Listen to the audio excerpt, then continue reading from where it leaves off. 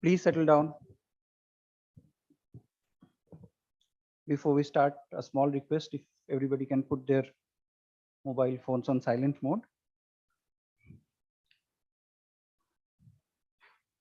Honorable Chairman, Court of Governors ASCI, Dr. Pushp Joshi, Chairman HPCL,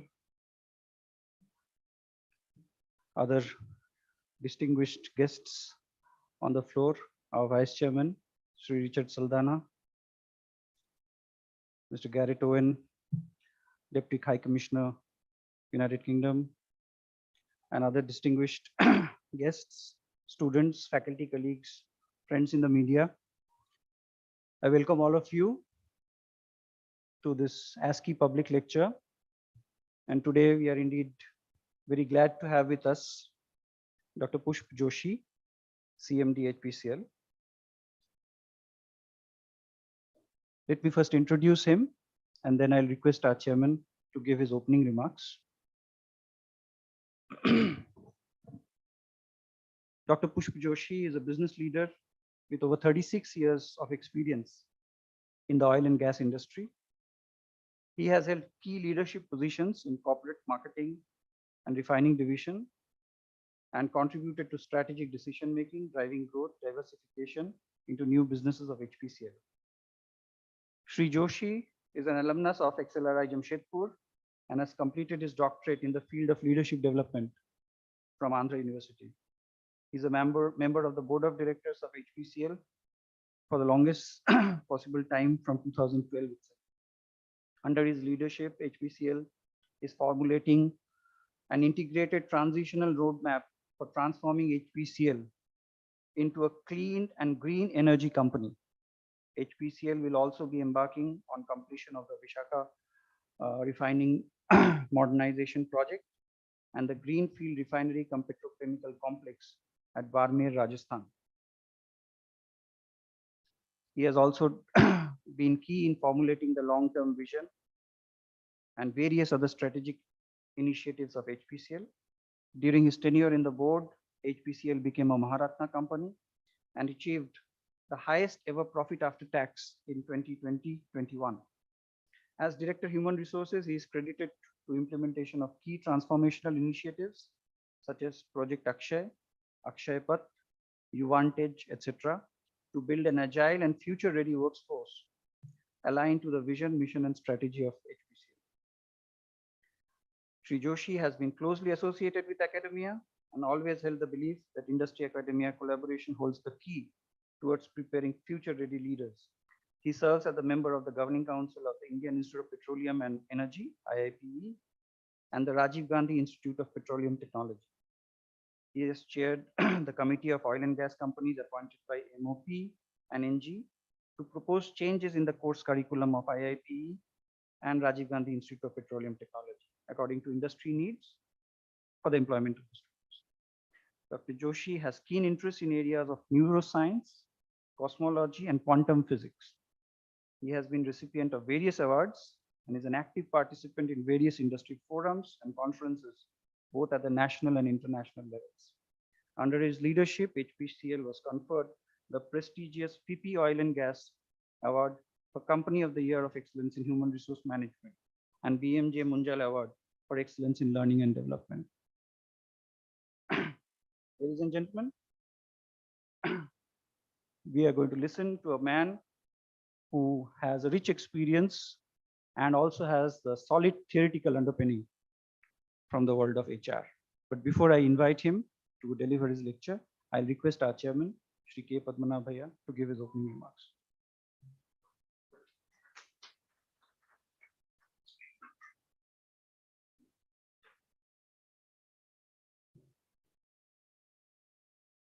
Good evening, all friends.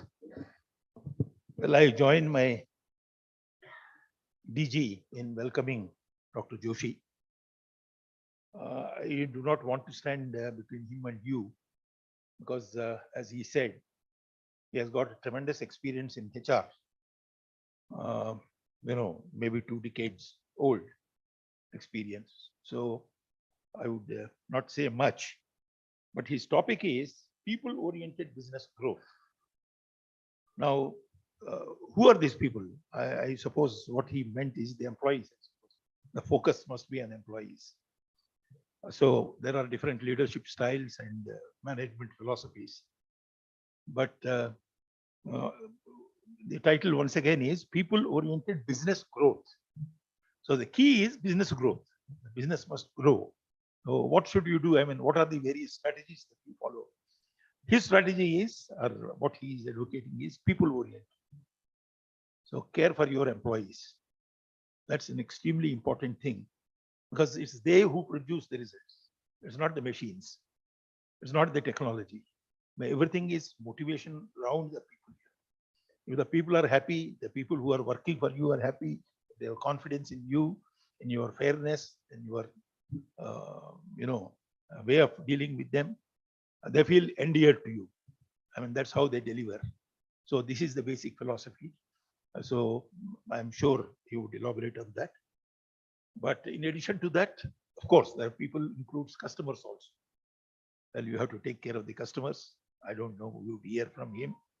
And there are investors, the bosses, how do you satisfy them? And then there are regulators. So there is a petroleum regulator. Yes, there is a petroleum regulator, oil and natural gas. So these are all people, but the focus is on sort of employees. We see many times, polls taken as the best company to work with or to work for. They say Facebook or Microsoft or TCS or Infosys, like that, because they care for the people. People matter, how they are trained. And most of our Indian companies do not even distinguish between career planning and HR planning. The career, you see, each individual, one is your growth, how the company should grow in 5 years or whatever it is. What type of people should you have? What type of people should you recruit? How you should train them and all. The other one is the individual career growth. How an individual grows in your organization or does not grow. He would never like to leave the place. He wants to stick around till, like the Japanese people, So these two are different. Personnel policies and then personnel development and then HR policies. These are slightly different, So with that, I am very keen as you are to listen to him. And he has very rich experience. And, oil company normally deals with oil, petroleum, gas, and then petrochemicals, lubricants. These are the type of pipelines and all these things. But in addition to those, I was surprised to hear that he is required to manage 2 sugar factories also in Bihar. So imagine the range of subjects he has to deal with. So I wish you a great listening, from him. And thank you.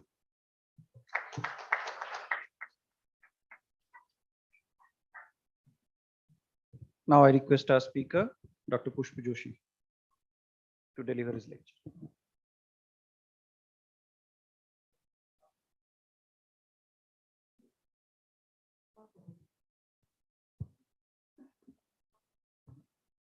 Respected Chairman Sir, Vice Chairman Sir, Dr. Bagchi, and distinguished guests.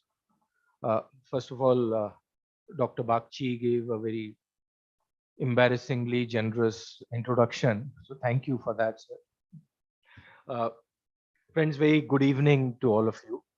And the topic which we jointly thought between SK and myself that would be useful was people, centered around people and business growth.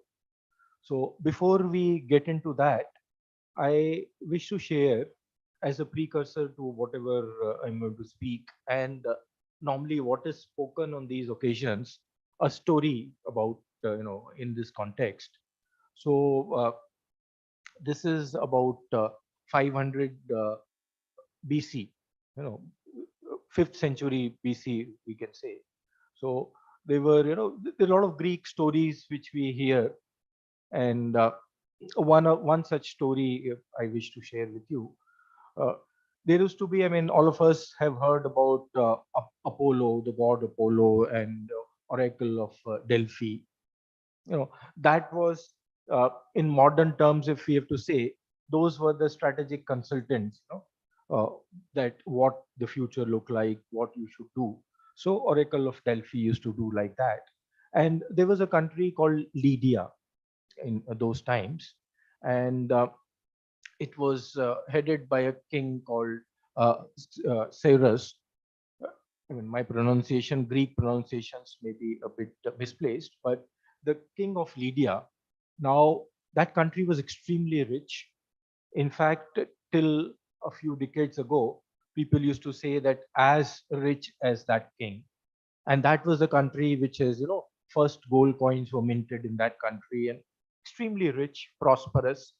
So now things were going on, as is human. The tendency is that let's expand, let's try and go beyond boundaries. So he also thought that the neighboring state of the country of Persia, which was headed by a king called Cyrus, so he thought that why not try and attack. That was multiple times big. So why not sort of attack that and take that country in our fold. So okay, this is how. So whether we are capable or not, that or so he approached Oracle of Delphi. And the tradition was that if you have to go and take that kind of advice and forecast, you have to give huge amount of gifts. Hmm. And he was rich, so he gave huge amount of gold and this thing. And then he sent his people for the advice. And the question was that if the king of Lydia attacks Cyrus, the king of Persia, what would be the outcome? So the reply came from Oracle of Delphi, blessed by God Apollo, that he would destroy a mighty kingdom. Okay, so that was the answer. And then he took, okay, that's it. That's a positive sign. That's a good indicator and things like that. So let's prepare for war and go ahead. And he went into the war, attacked, lost miserably, and then he was taken as a prisoner, and all that kind of miseries he had to suffer. Now, why, just to cut the long story short, just giving a gist, that after a few years, then sort of introspection happened, that what was wrong, what was the problem. So again, this time he sent for advice to Oracle, more for a clarification, and with lesser gifts, obviously. So this time they went and they asked the question, and the pat came the answer that it was said that a mighty kingdom would be destroyed. Which kingdom was not asked for and was not told. So that is the kind of thing which we have to keep in mind when you listen from people like me. So you have to have adequate tolerance for ambiguity when we are dealing with human beings. So this is what I had to set in the beginning, this sort of introduction. You may call disclaimer, sir. And it works both ways. Okay, it works both ways. So that said, actually, I mean, as it was mentioned, that I have had a good fortune of working in the field of human resources for last 3.5 decades, and it always, used to excite me. It used to be, see that while from my time, I mean, from 1986 when I passed out from my campus, right from that time, everywhere it used to be said that human capital or human beings are the most important asset of any organization. They are the competitive advantage and all these kind of things. So what I found is that a lot of lip service was being given to this aspect, and this became so oft repeated term that somehow it lost the gravity or the importance of that. So while there's a lot of lip service used which used to be given to this aspect. But if you scratch the surface, if you go back, you would find that the factor of production theory, that man, machine, money, material is required for a business and growth. So that factor of production theory treated man or human beings also on par with other factors of production. And that is where I thought that there is an issue which requires a deeper introspection. So if we were to ask the question that why do we work? Now that may sound a very simple question, but actually if we think, because if somebody is asked just across that, okay, why do you work? Now the response would be that to earn my livelihood, to look after my family, to look after all that. That would be the answer. And all of us would think, yes, that is the final answer. But if you look deeper, okay, human beings are not working only to earn livelihood. Earning livelihood is a kind of a threshold required. But beyond that, if a lot of distinguished people today, professionals, if they were working only to earn their livelihood, they would have done just 5-10% of effort what they are doing, and they would have earned their livelihood. So human beings are working for a bigger purpose, some kind of recognition, some kind of attention, some kind of association, whatever we may wish to call it. Okay, so it's the question starts with that us, why do human beings work? Now, if we were able to answer that question, if we were to work in that direction, then possibly we will get into a certain bigger area of HR. So first is that kind of a introspection which is to happen, that kind of a thing which is to happen, that why do we work as human beings? And believe me, it is not only for earning livelihood. We may start our professional journey or careers to provide for our social security, to provide for our material comfort. But beyond that, we look for something else in life from our careers. The second point to ponder over that is that when organizations like us, when we hire, the terminologies are changing. Earlier it used to be you hire manpower, you hire resources, or you hire technically competent people. Now we like to call them talent. We hire talent, and we have renamed our recruitment department as talent sourcing department. Well, that's all good, but you see, when we go out, when HPCL goes out to hire people, okay, we advertise that HPCL needs 100 mechanical engineers or 30 chartered accountants or whatever. So, and okay, we conduct our recruitment process, we conduct our selection process, we take people.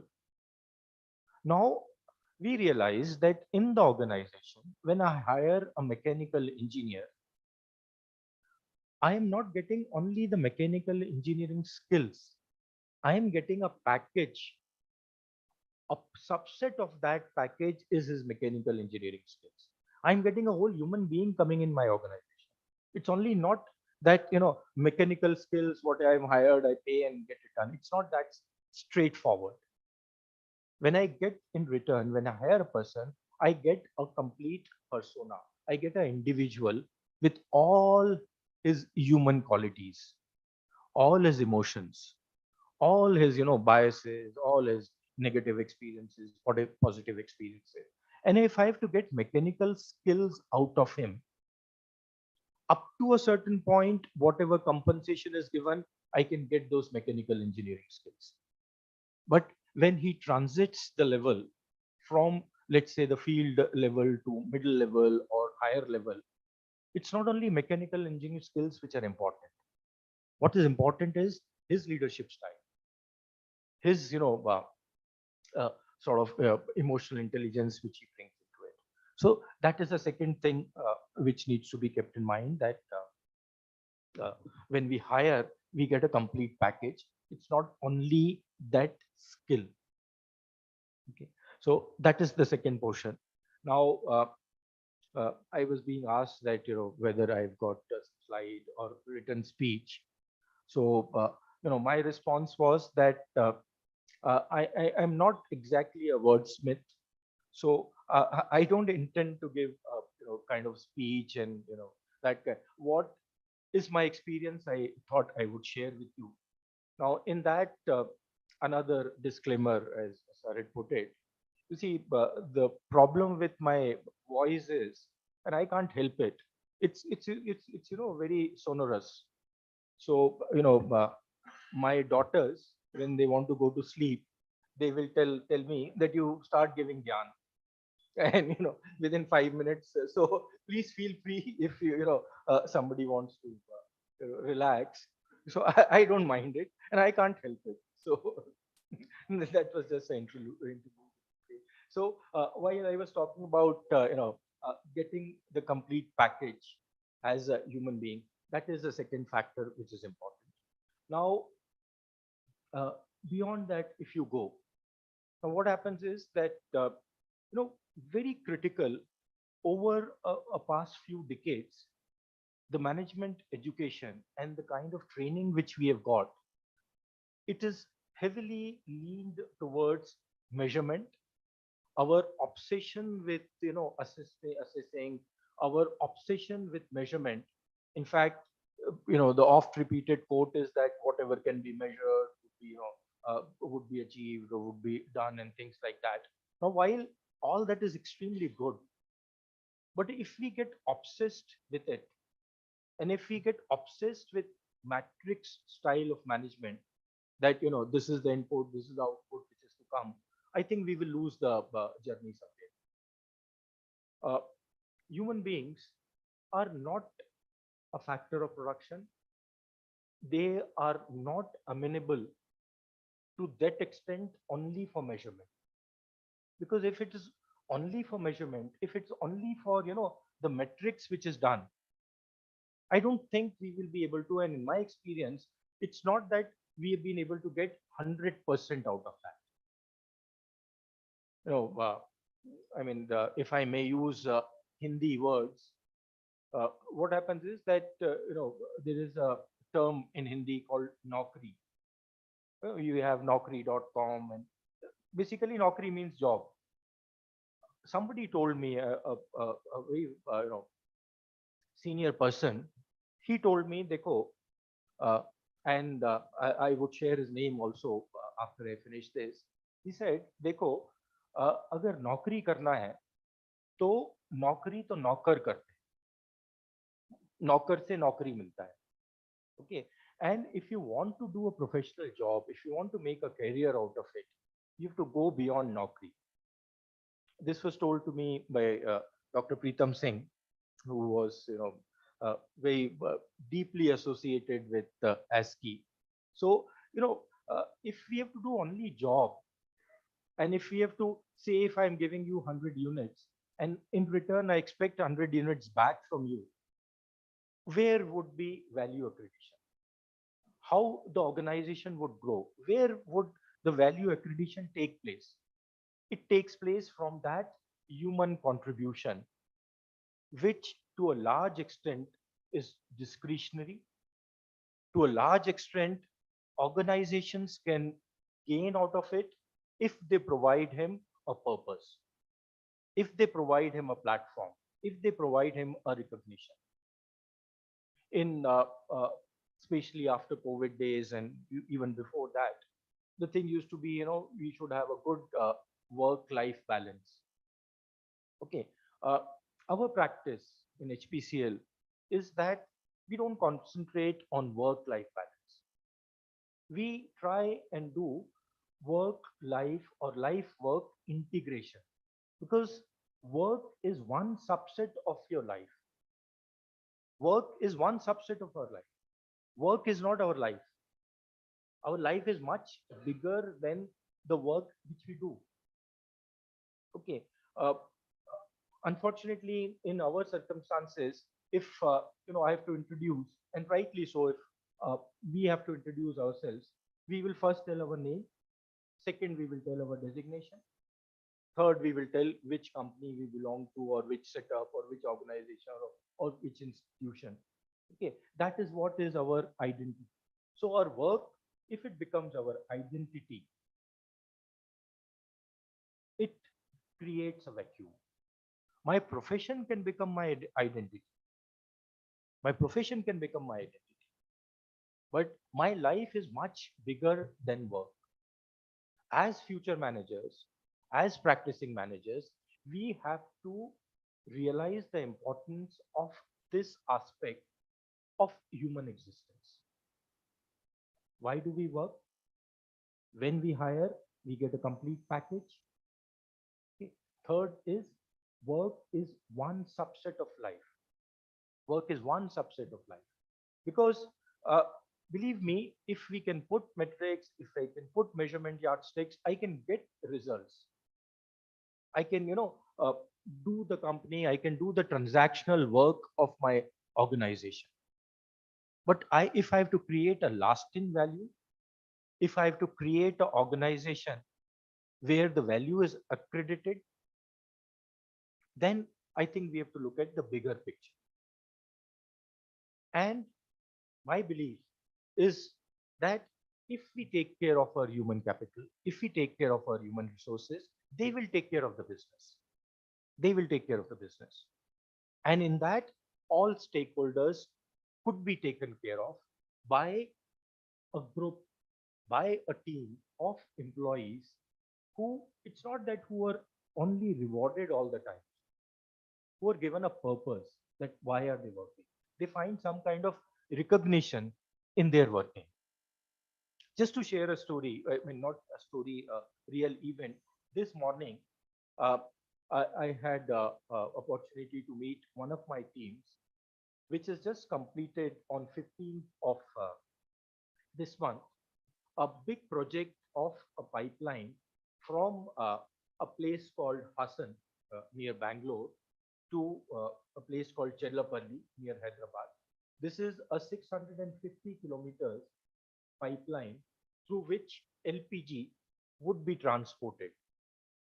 Now, this team of youngsters, about 44 people in total in that team, they were able to complete this project despite COVID bottlenecks, despite all kinds of challenges in time, in cost. So when I was interacting with those people, the biggest lesson I learned from them was that when I asked each one of them that what exactly you did, they took so much of pleasure in describing to me that what was their role in that project. And believe me, these 44 people, like other 5,000 plus people in my organization, are at same level. They get same salary, they get same perks, they get all those kinds of same. They get same promotion opportunity. So what was special in these people? They actually derived so much of happiness in describing to me that how they overcome the challenges, how they face the problem, how they face the problem in digging, or there was a problem to lay the pipeline. And I was especially touched by a young officer called Ashwarya. She was the only lady in the team. And she had a challenge that 35,700 trees had to be taken out. And for that, she had worked with the forest department, and they came out with the package that we will, transplant these trees. We will, relocate these trees. She worked out her own kind of technique, and the forest department had asked that you pay 5 crores for this, and we will get it done. She worked out her own thing, and within 1 crore, I think she mentioned to me that it was some 95 lakhs or something. She was able to accomplish this, and she was so proud of telling me that 95% of those trees have survived and they are growing. Now, as a part of job, this was not required to be done by us.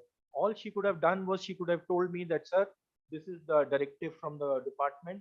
This is the thing which has to be done. This much time it would take, and this is okay. Now, by doing this, she's not got one paisa extra as far as her compensation is concerned.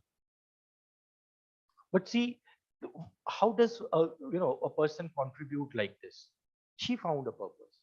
She found that she's part of the team which is getting this environment. She is getting that freedom. Okay, so this is extremely critical that we provide people. If we have to have this kind of approach, that business growth has to come from people-centric approach, then we have to go to these fundamentals, these basics. The mere lip service of treating human resources as competitive advantage and strategic advantage, one has to go behind that and find. In this, the next aspect is that while technical competencies are extremely important, they are threshold competencies. Now, if you don't know the technical aspects of your job, or if you don't know the technical aspects of the industry, however motivated you may be, however inspired you may be, because at the end of the day, hope is not a plan. Okay, hope is just a dream. So you have to have the technical competence. And I mean, we are fortunate that our chairman sir is here, who has got that kind of experience. Now, one of his talks I was listening to, although it was in Telugu, it was about his work in sugar industry in Maharashtra. Now, he said a very important thing there. He said that I provided the technical knowledge to those people. They executed. He provided the technical knowledge, the kind of the inputs which are necessary.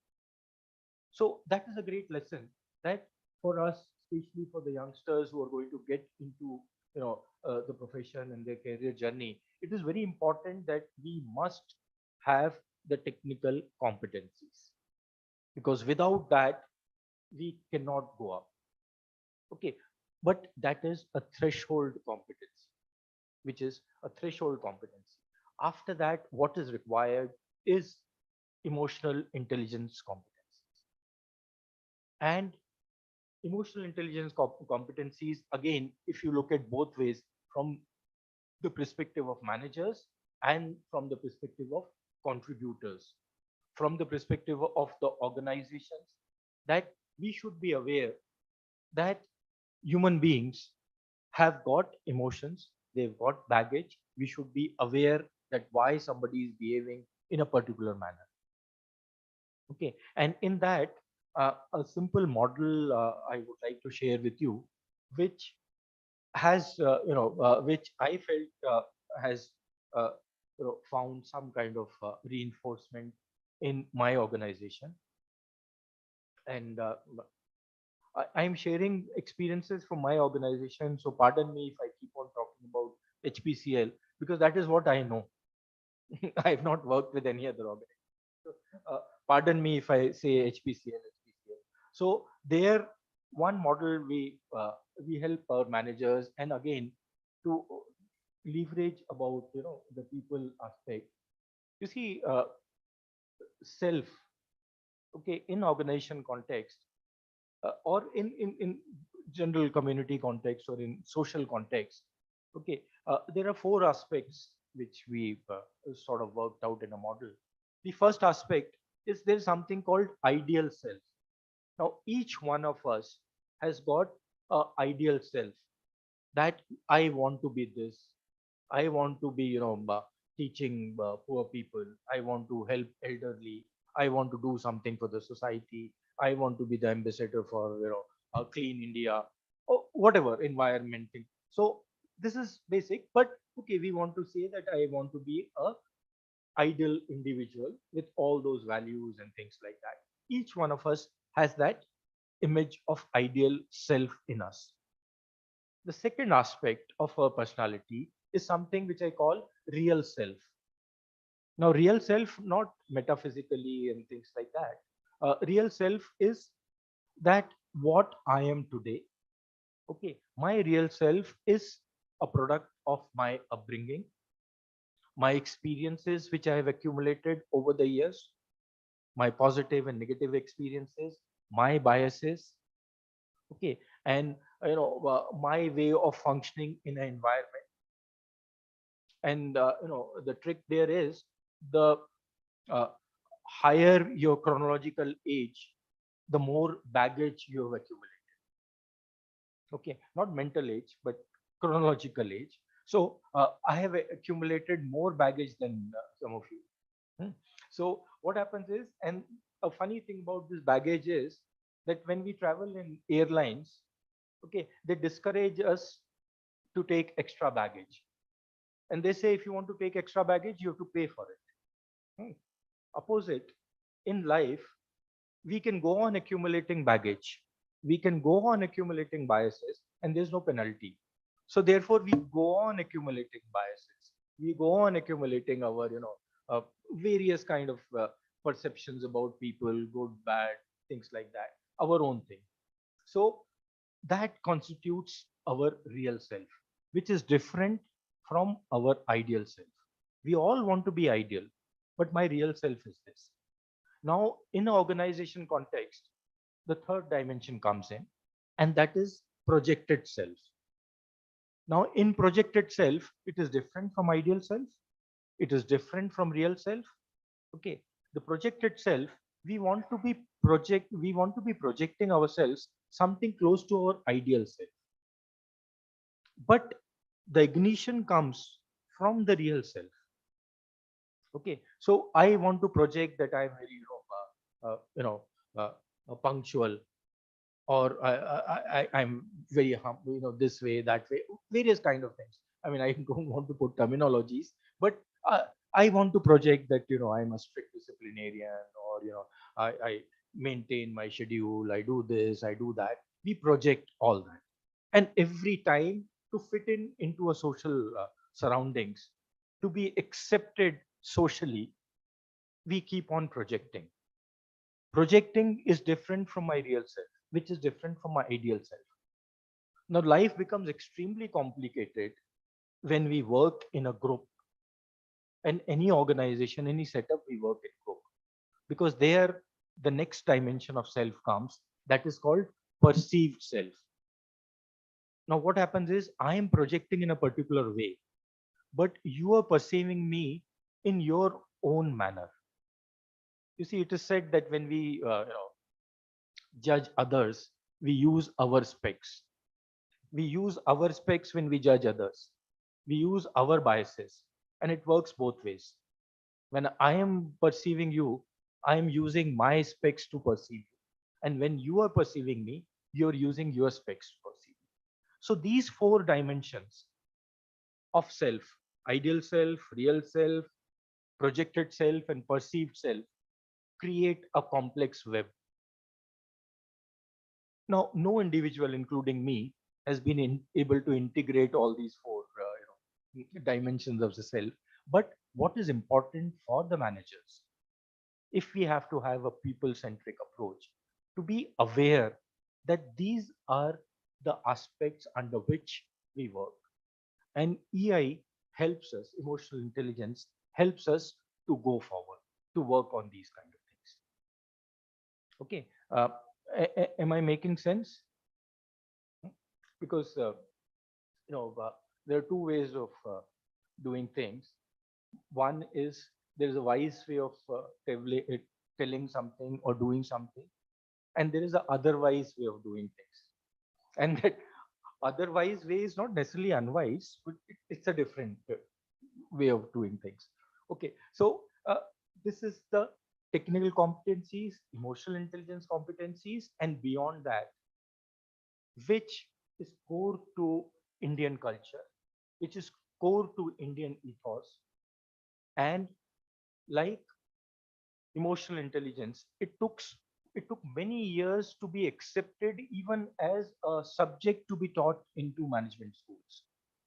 After Daniel Goldman and Sir Richard Boyce and all these people created, it took some time to come to this extent. Now, as an Indian ethos, as an Indian sort of culture, as a tradition, we have another very big strength, and that is something called our spiritual quotient, our spiritual intelligence or understanding, whatever we want to name it. Okay, that is ingrained in our DNA. That is ingrained in our DNA. That's part of our life. And that is, in very simple terms, it's not religion. In very simple terms, it's the values, it's the set of values which we, and while having an informal chat with the esteemed faculty members here, and we were just debating and discussing. So my point was that, at the end of the day, Indian society and most of us belong to that Indian middle class, okay, which has got its own pluses and minuses. But certain things are very, very valuable. The values, the ethos which is there, the humility, the ability to have diverse thinking, the ability to accept a point of view, the ability to be fair when nobody is watching. Okay, these are some of the things which are part of our DNA. We need to actually go back and work on that. In in our anxiety to again be a matrix oriented person, or a person who is a super achiever, or to seek recognition and certification from the external environment, sometimes we don't lay importance. But I firmly believe that that also has to be a essential ingredient of a people centric business, a element of spirituality, whatever we may need to call it, whatever we need to term it. As per the beauty of that is that we can all term it and understand that basis our experience, basis our choice. But that those values are also important, because simple value of hard work. Now if we were to analyze that, a lot of Indians are successful outside India in great positions. Now, it's not that they are heading such a big organization just because they are technically superior. There may be so many other people who are technically far superior than them.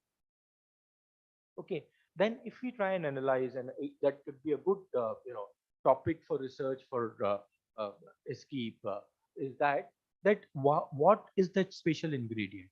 Now, I feel it is that value, it is that ability to be adaptable, it is that ability to be humble. Okay, so that is also important. So from this perspective, and my idea was to present from you, from the human perspective, how do organizations get growth?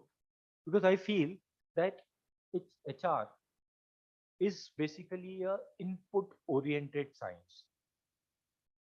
If you give good input, if you give robust input, obviously the outcome is assured. If we look at outcome and then try and tailor the input, we may not achieve that much of success. We may not be able to achieve that. So we have to keep this in mind, that this is how things go on. This is how things work. Hmm. Because uh,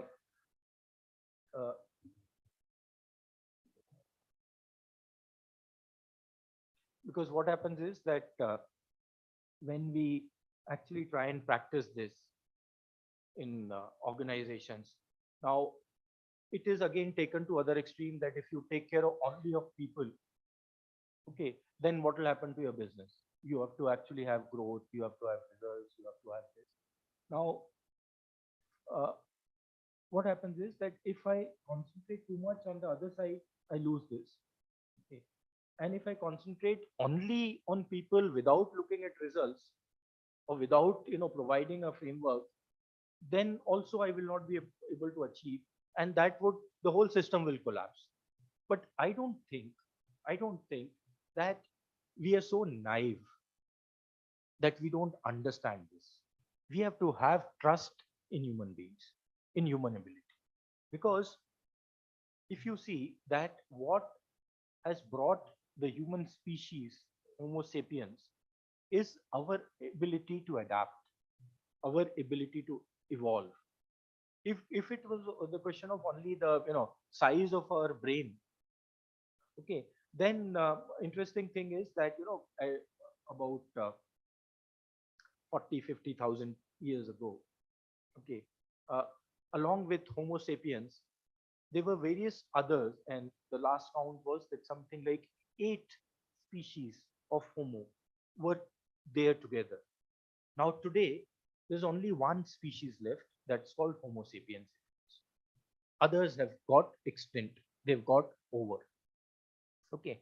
Interesting case is that there was another species called Neanderthals. Okay, apart from Denisovans, Neanderthals were there.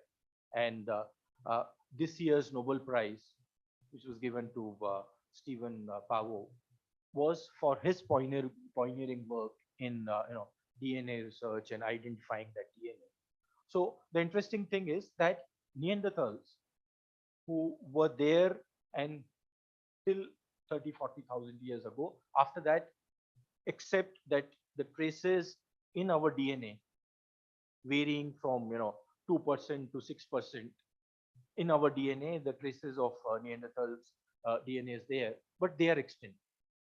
Interesting thing is that the brain size. Now the brain size of these species is mentioned in cubic centimeters from the skull. Now Homo sapiens, our average brain size is about 1350 cc's. Okay, ASCII people may have slightly higher, but average is 1350 cc. Whereas for Neanderthals, it was 1450 cc's from their skull. Now, just because they had a larger brain did not, ensure their survival. So survival is something beyond these kind of limited abilities. So we have to actually credit human beings and our species to be able to evolve.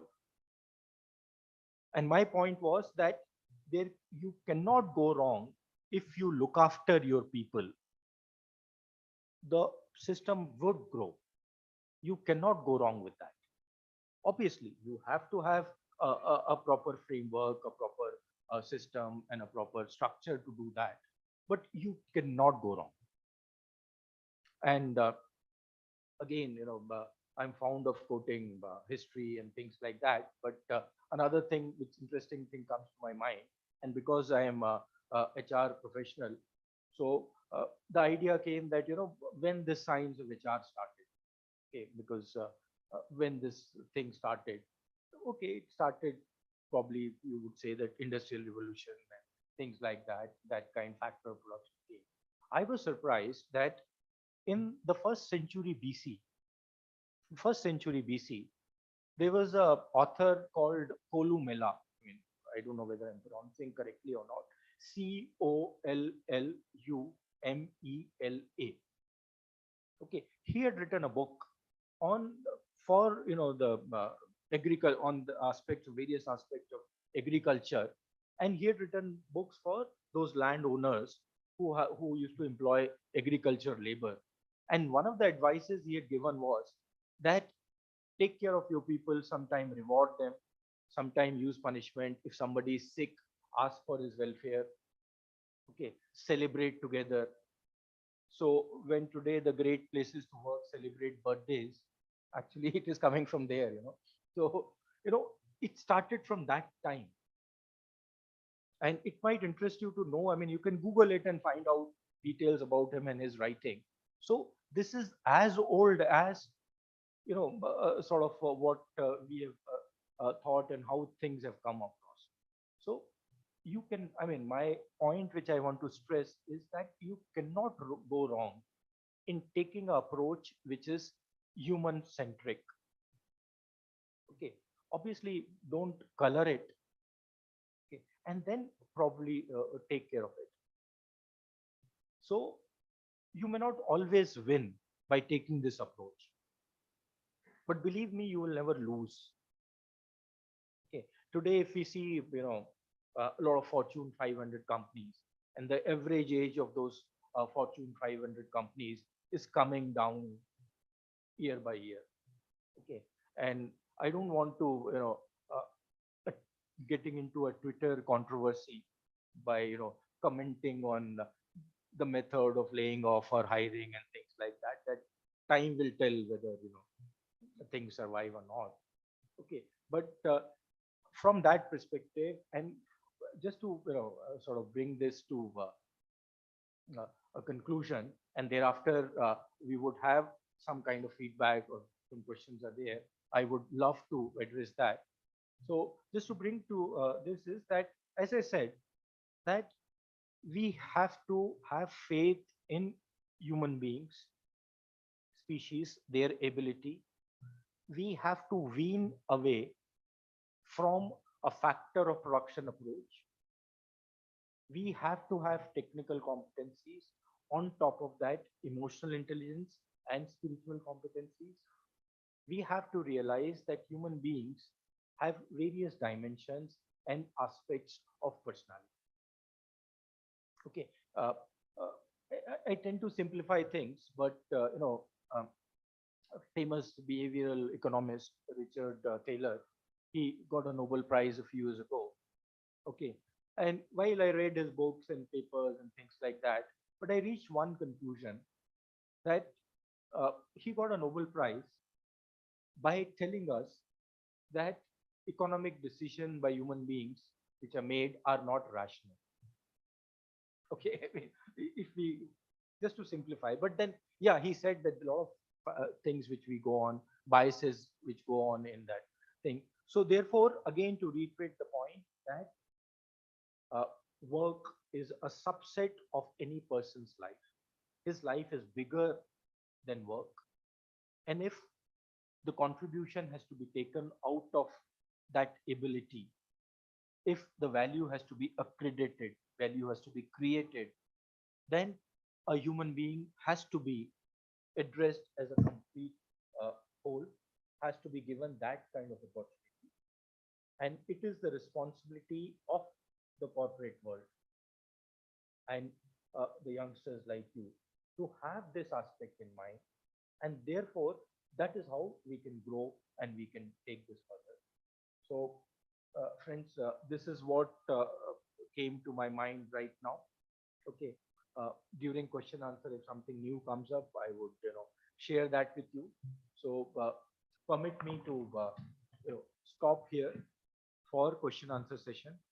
And I again wish to thank you from the bottom of my heart. And it is quite humbling to be sharing stage with, your chairman, who's such a renowned person. So it's really, I'm grateful to all of you. Thank you very much. Thank you.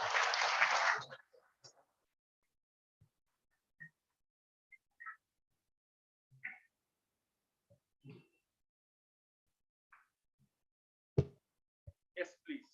Now, he's invited some questions. Anyone want to ask some word there? Yeah. Identify yourself. Good evening, sir. My name is Oindri Basu. I'm a second year student at ASCII PGM. So I would like to discuss what you said about how when you hire somebody, you employ the entire package of the human being. So we as students are going to be entering in the the technical levels as well. And later on, what you said about the technical skills being the threshold of any uh, employment, and then the emotional Emotional. intelligence. So how important compared to my technical skill is my cognitive development in any organization? When they see me, what do they how important do they see my cognitive development? See, what will happen is that organizations would get interested in you if they see some value. Okay. And first, to enter, to step into organization, the only way which you've got to enter is by your technical powers, your technical cognitive abilities. Okay. So you have to have that. Once you have that, okay, that would ensure that you enter into organization. There, like you, there will be so many people like you who will have all these kind of same competencies. Like if you're an engineer, there would be 100 other engineers. Now, what would be the differentiating factor from your perspective? Would be two things. That one is that you never stop your learning. You have to actually take responsibility of your learning. If you depend on organization to enhance your learning, organization will calculate ROI. Okay, they will give you learning as long as you are useful. Organization is not for charity. Okay, so you will have to concentrate on enhancing your learning. Okay, and just aside, believe me that neurologically it is established, very robustly, that the concept of neurogenesis, the concept of neuroplasticity, that the more we excise our brain and those neurons, new neural pathways are created. Okay, and you can learn new skills. You can actually enhance your capabilities by working on that. But the beauty is you have to work. There's no substitute for hard work. So that's first aspect. Second aspect is that another differentiating factor would be your EI competencies, your emotional intelligence competence. Unfortunately, we don't have specialized courses available in this. I'm sure they will come. I'm sure they will come. But till that time, you will have to make efforts to enhance your EI. And all that which I was trying to tell you is that when you are working with human beings, you have to keep in mind that somebody you are projecting, somebody is perceiving through his sense. So you have to be conscious and aware of that. So you would be immensely successful if you concentrate on your learning and develop your EI competencies. But that said, if you have to get into organization, there's no substitute for enhancing your technical competencies. Without that, it cannot happen. Then it's uh, uh, there used to be a TV show called Walter Mitty, and that was translated in Hindi, Mungeri Lal ke Haseen Sapne. And Walter Mitty, used to dream and that, okay, I become president of so and so organization. He started behaving like that. So that does not help. That does not. Anyone else? Yeah.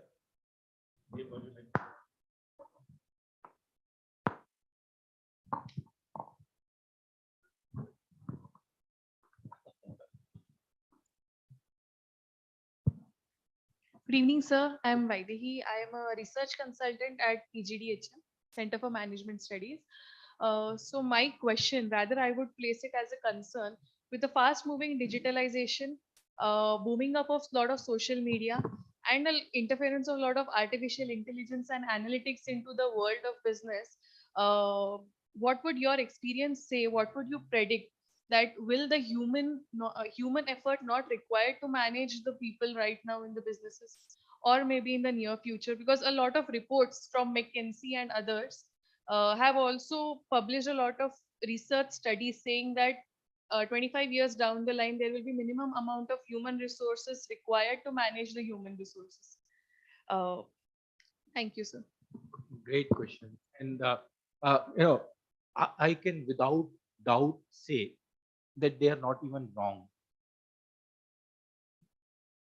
See, and not even wrong. See, what happened is that in quantum physics, when this was done, very famous quantum physicist Pauli, now very accomplished scientist and things like that. And one of the young students of his colleague who had wild ideas and who was just pestering him that why don't you, show this paper to Pauli and get it checked from him.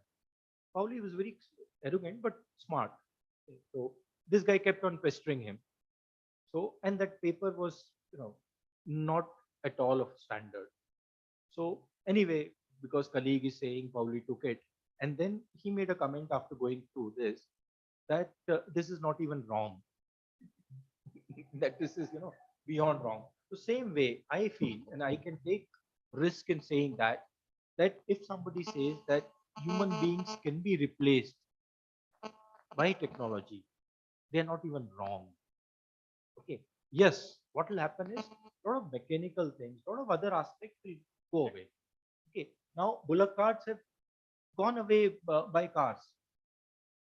Okay. But that does not mean that we don't have legs. Okay. So, yes, a lot of things would happen, a lot of advancement will come. Uh, Mobile phone is a great advantage. The chips which can be, put in our system for analyzing, talking, all that would happen. But who will create that is human beings. We've not reached a stage where robots can create robots, or for that matter, create intelligent robots. Okay, we have yet to evolve to that stage. So no, it will not happen.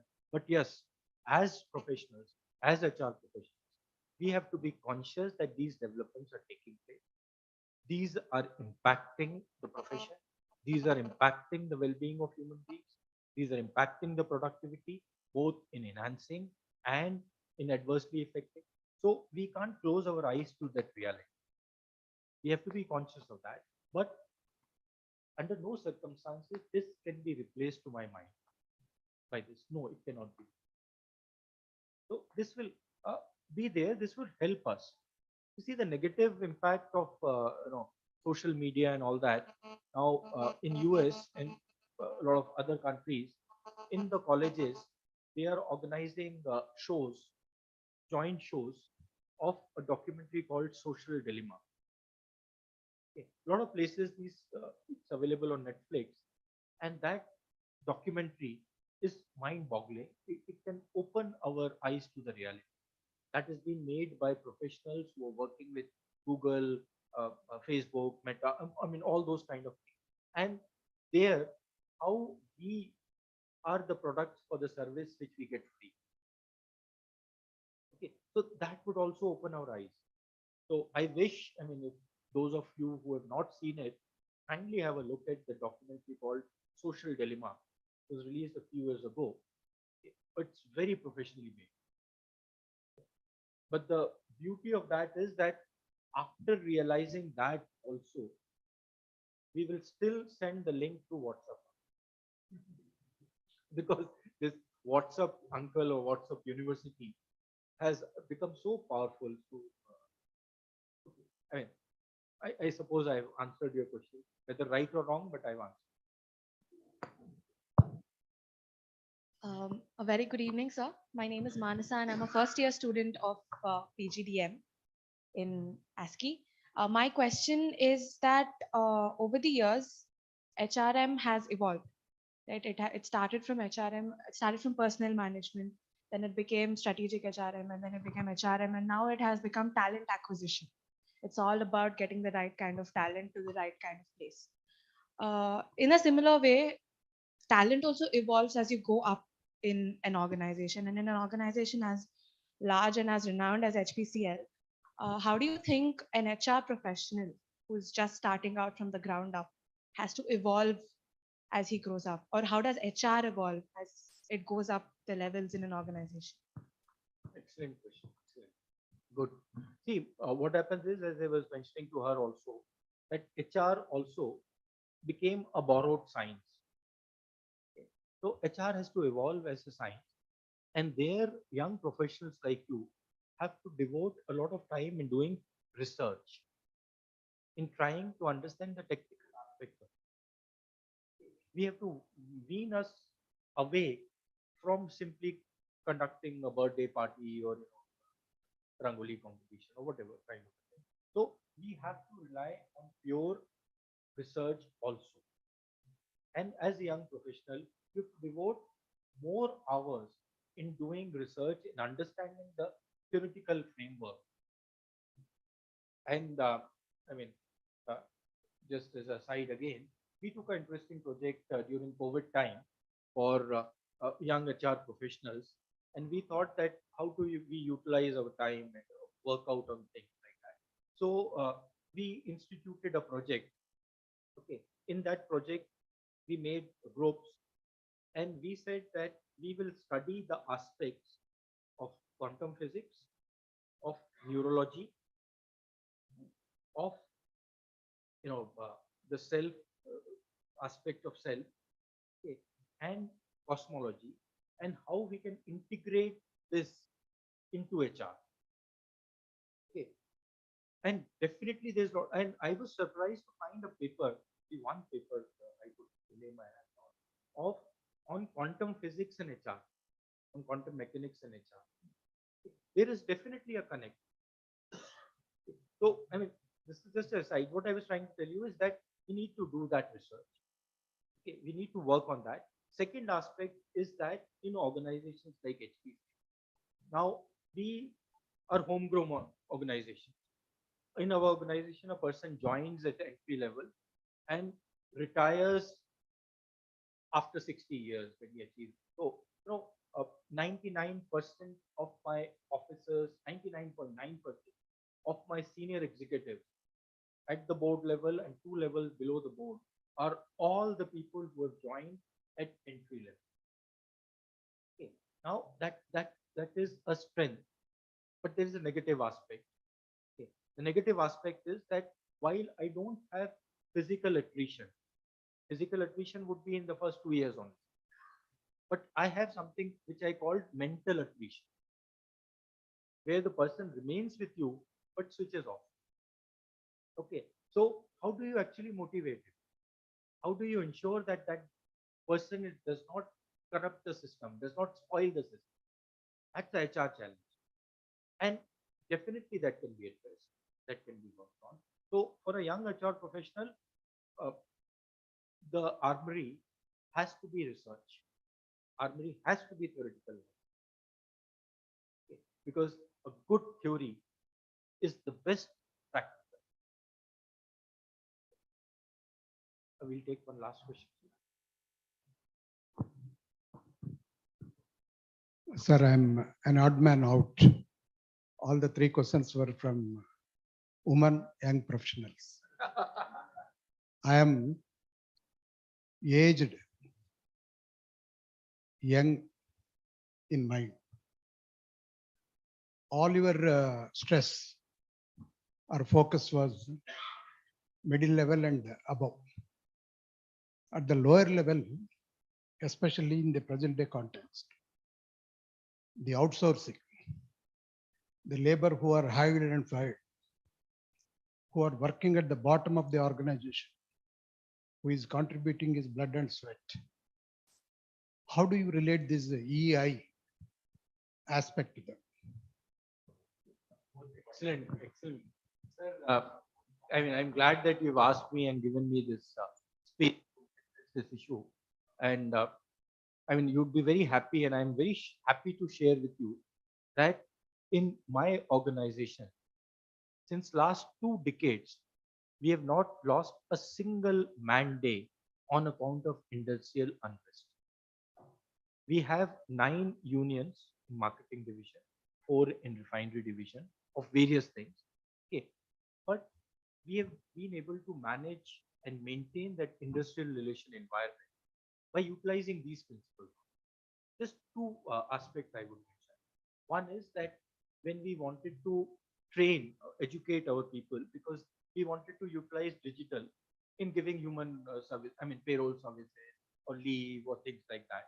Now the grassroots worker who is 10th pass or who is at the shop floor, for him to become familiar with the uh, smart technology and things like that, no amount of classes conducting would help. So what we did was that we picked up our union leaders and the committee of union leaders, 60 of them across the country. We trained them in educating, and these 60 people educated, conducted classes for all the workers. So they got involved in this. We are probably one of the few organizations. We have an award for non-management employees. We call them non-management employees, called HP Gaurav. And what we did do is that the worker, shop floor worker, who contributes to either safety or gives idea, we invite him in a public function along with his family and confer on him HP Gaurav Award. HP Gaurav Award. So these EI techniques have helped us as an organization to integrate that workforce. And the result is that we have signed long-term wage settlements. We have all kind of political associations of these people, but we've been able to enhance our productivity. And because they are very important and integral part of our work, very, very important. Not only them, the contract labor, the outsourced workers, they're very, very important because ultimately my reputation depends on the petrol pump fellow who is filling petrol in your car. So unless I take care of him, Whatever strategy I may have, it will not come. So we have education scholarship for his children. We conduct programs from him. We do all that. So that is how we try and invest. Thank you for giving.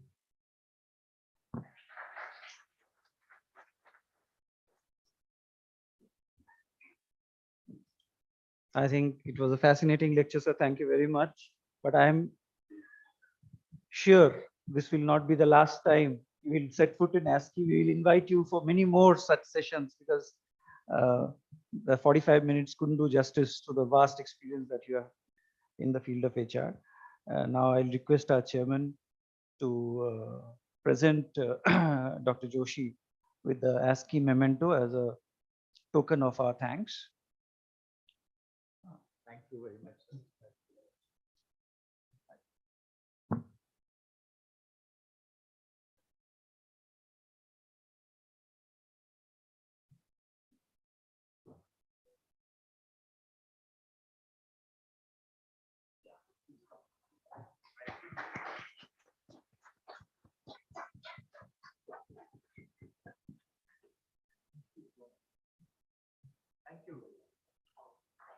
Thank you very much. We close the session. Tea will be served in the adjoining dining hall. Thank you very much. No, sir. Bahar hai?